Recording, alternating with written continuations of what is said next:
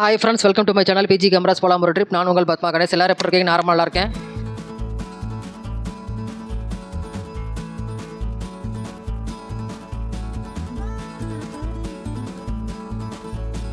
இன்னைக்கு நம்ம இந்த வீடியோவில் என்ன பார்க்க போறோம்னா, திருவண்ணாமலை போனால் தங்குறதுக்கு சீப் அண்ட் பெஸ்ட் ஹோட்டல் பற்றி தாங்க பார்க்க போகிறோம். நாங்கள் ஒரு 20 நாள் முன்னாடி திருவண்ணாமலைக்கு போனப்போ தங்கின ஹோட்டல் தாங்க இது. வாங்க, என்ன ஹோட்டல், என்ன ரேஞ்சில் இருக்குது அப்படின்றதெல்லாம் பார்க்கலாம்.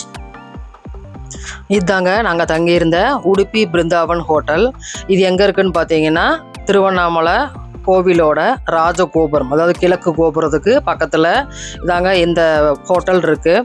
இங்கே தங்கினா ஒரு எக்ஸ்ட்ரா பெனிஃபிட் என்னென்னு பார்த்தீங்கன்னா, இங்கேயே கீழே வந்து ஒரு வெஜிடேரியன் ரெஸ்டாரண்ட் கூட இருக்குது.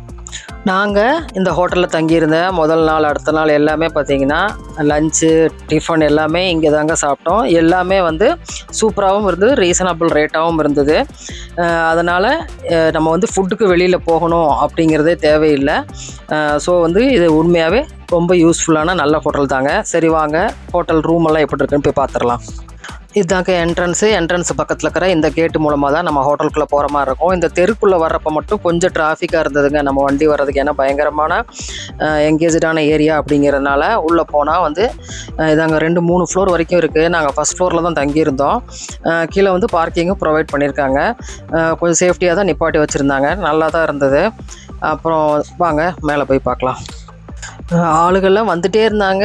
ரூம்ஸ் அப்புறம் வந்தவங்க திரும்ப காலி பண்ணி போயிட்டே இருந்தாங்க. அது மாதிரி வந்து பயங்கர பிஸியாகவே தாங்க ஹோட்டல் இருக்குது. திருவண்ணாமலை கேட்கவே வேணும்.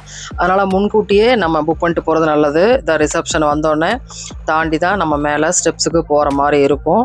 லிஃப்ட்டும் இருக்குங்க, ஸ்டெப்ஸ் ஏறியும் போய்க்கலாம். வாங்க மேலே போய் பார்க்கலாம்.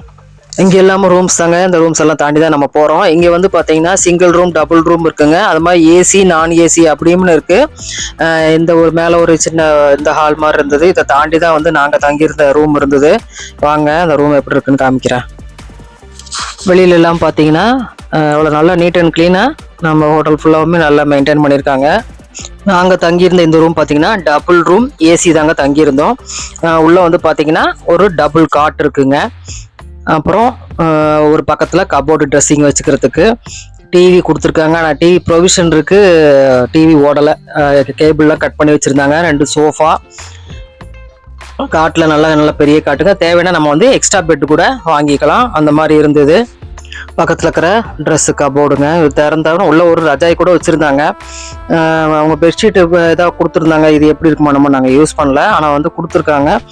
சின்ன டீப்பாய் ஒன்று, எல்லாமே வந்து நீட்டாகவே இருந்ததுங்க.